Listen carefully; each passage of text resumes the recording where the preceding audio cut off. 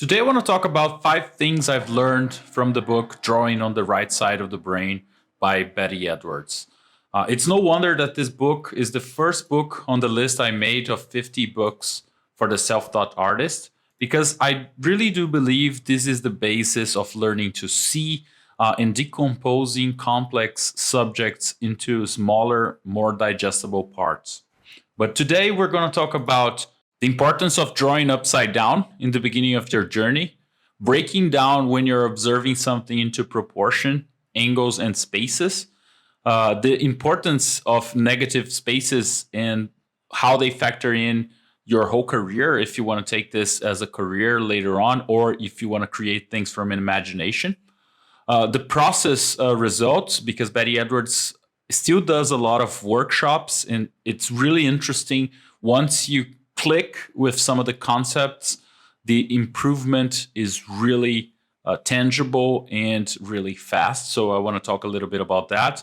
And also the fifth point is a collaborative effort, is a little bit on myself talking about books that are follow-ups to this or complementary knowledge, as well as what about you guys? What have you learned about this book or going through it, and nice exercises you did, and so on.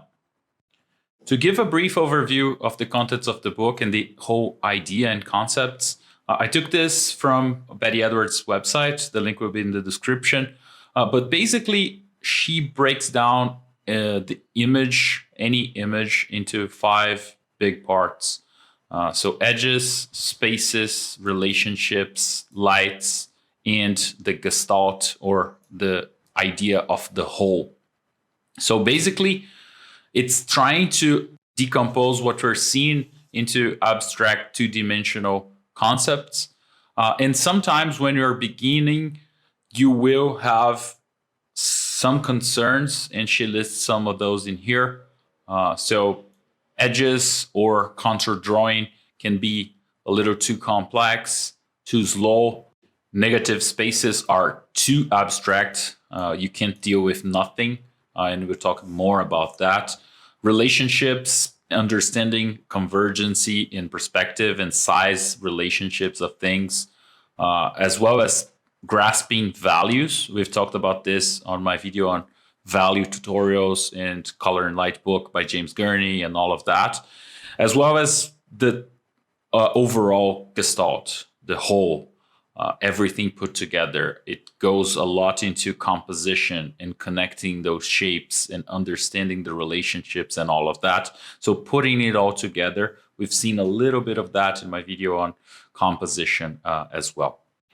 So to make it a little more tangible, let's look at this. This is a very famous example, drawing by Picasso, that she uses upside down. But if you look at it in the normal orientation, you can see that we'll start naming things. So you have like the head, you have the nose, you have glasses, you have the tie, you have hands, and all of that. And down below, it starts getting more abstract. You can see a little bit of the legs here, but you can't grasp it totally. So that's where, if you turn it upside down, you start losing that naming straight away. You can still see like the face here, but if we do zoom in, you start seeing more shapes. The hands are more recognizable, but even the tie, once it's upside down, you start losing that relationship. And this is where you can disconnect from naming and thinking more in a constructive way and start thinking more in an observant way. You are really decomposing. And what do I mean about that? Like, it could be proportions. So the relationship between this hand, the size of this hand, or the size of this shape with the other points in the image. So from this finger connection to this button here, you have one full hand. So this kind of connections and estimation of sizes, and sometimes even measuring, you probably all seen people measuring with the pencil, with the arm straight up and all of that, especially when drawing from life, and size drawing. That is another different method that we might talk about in another video.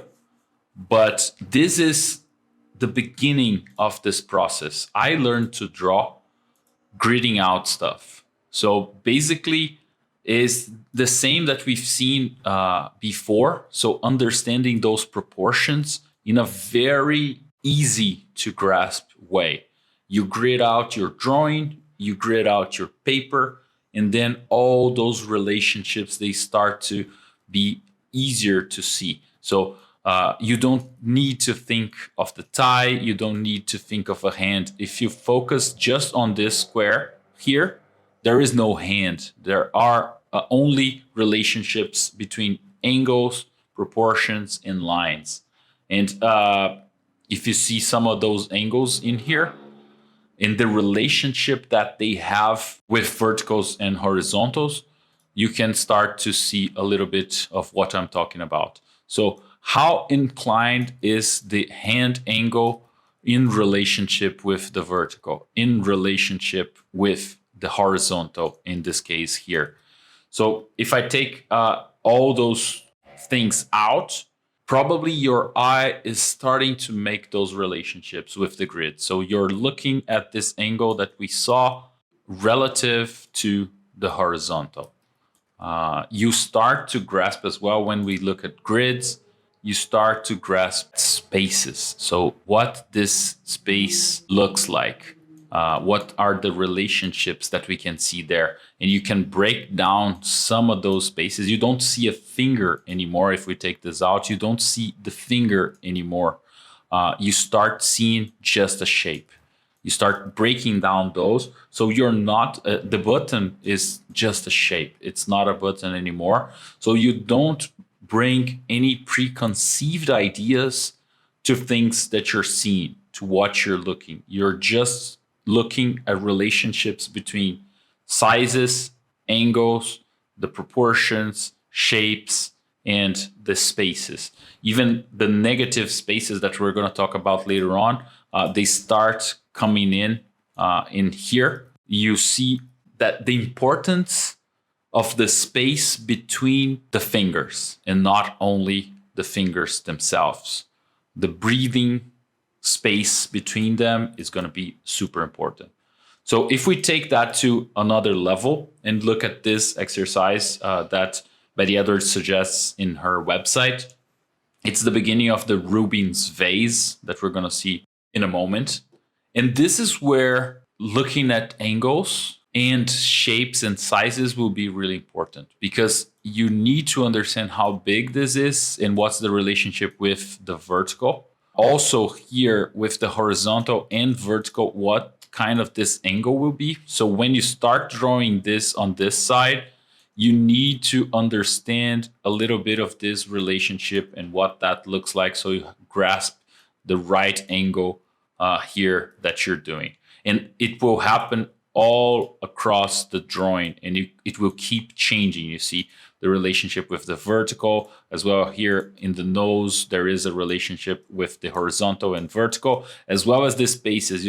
You are able to connect some of these points and start seeing shapes, start seeing spaces, and do some of those relationships. It's hard to grasp when you have big rounded forms. So if you connect those points here, it's really hard to understand this whole space. And you only understand that by doing.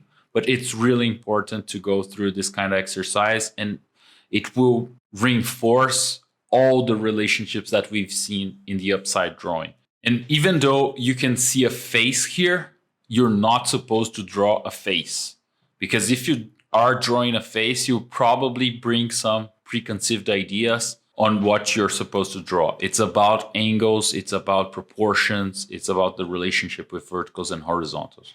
Once you get to the full image, so this is the Rubin's vase completed and blocked out in value, then the relationship between negative and positive spaces becomes really important, because all the angles and spaces that you were drawing before now connect to form a solid shape that will represent or not something, depending on how you're looking at it. If you look the form as the white area, you will see two faces looking at each other.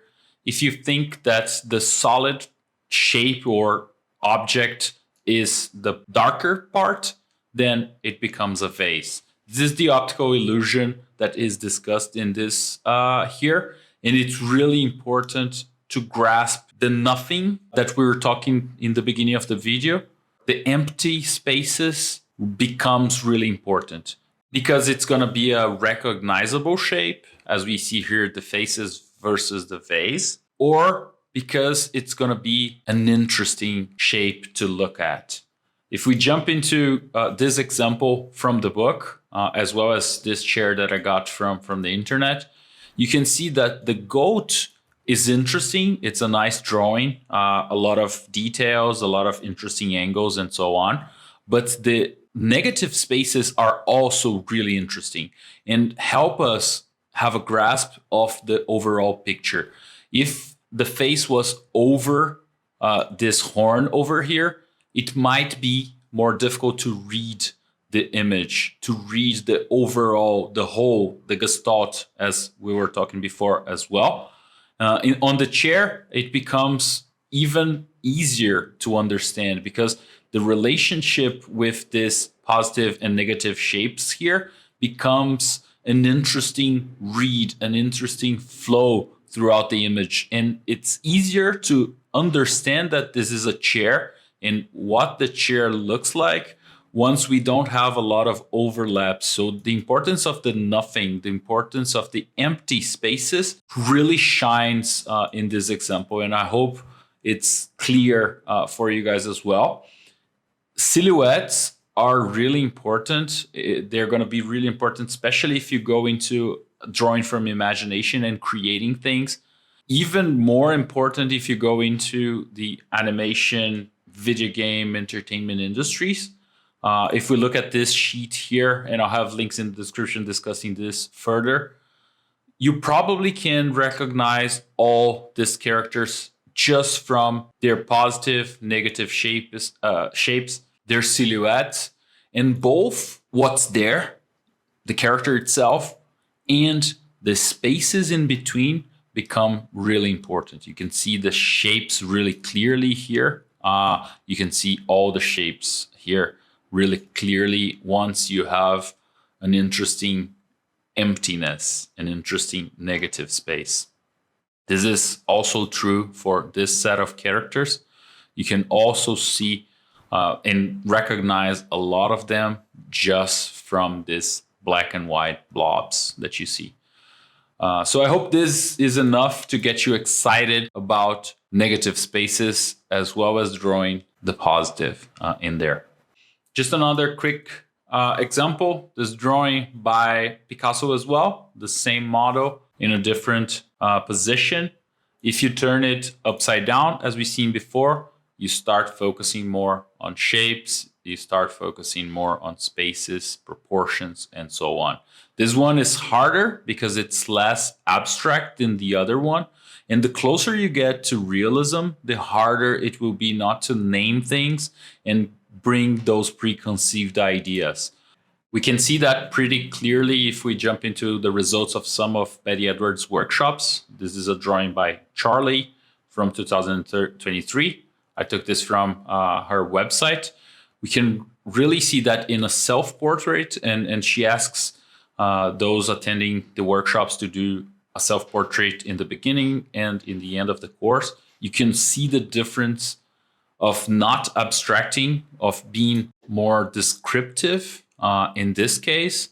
So this person, Charlie, was not looking, abstracting things down to shapes, proportions, angles, spaces, and so on. They were looking and naming. So this is the eye, this is the nose, this is what I understand about what it should be. So the curly hair becomes like curly lines instead of shapes of value, as you can see here. Once you start abstracting that, even like the face, it's a big shape of shadow most of the times. I love this example by Harold Speed from his book Practice and Science of Drawing, where he really emphasizes and turns really visual the difference between thinking when you're drawing and seeing when you're drawing. If you draw a face, normally you see the nose is triangular and the eyes are round, and then you have sticky things in the head for the hair. The teeth are mostly like square shapes and so on. So this is a symbol for what a head should be. If you look at a face and draw it based on what you're seeing, it's supposed to look more like this because of the different spaces, shapes, proportions, and values than this descriptive method. It doesn't mean that the descriptive method doesn't have a place, and we're going to discuss this a little bit on the books and follow-ups. But in the beginning of your drawing journey, you would definitely benefit a lot from seeing before rationalizing and using what you know, what you remember, what you create. So jumping into the books, there is also a companion book to Drawing on the Right Side of the Brain, a workbook, so you can draw directly on it. Here is The Practice and Science of Drawing by Harold Speed. I do really want to make a video on this book down the line. Another interesting and important method of learning to see is Charles Bargues' book as well. I'm doing a video on this. Potentially when you're watching this, the video is already out. And last but not least, this book on memory drawing talks a lot about what we're discussing. So once you understand how to see, it goes into how to memorize some of that stuff, especially when you're starting to draw from imagination, when you're starting to create images in your head and bring them to paper.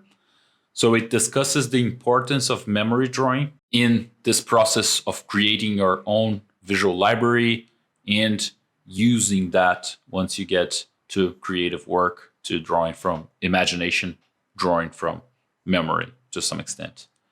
So it's really interesting. I want to make a video on this as well. Both Bargues and Memory Drawing are books I've suggested in my video on 50 books.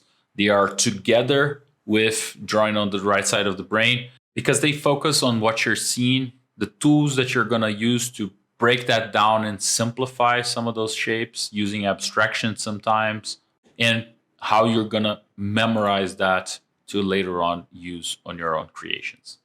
So that's it from me today. I hope you learned something. I would love to hear from you in the comments below. How have you used this book? How important was that in your own journey? How did you learn to draw from observation so that we can all learn together as a community? I hope you all have great learning journeys. You have a great day, and I'll definitely catch you up in another video.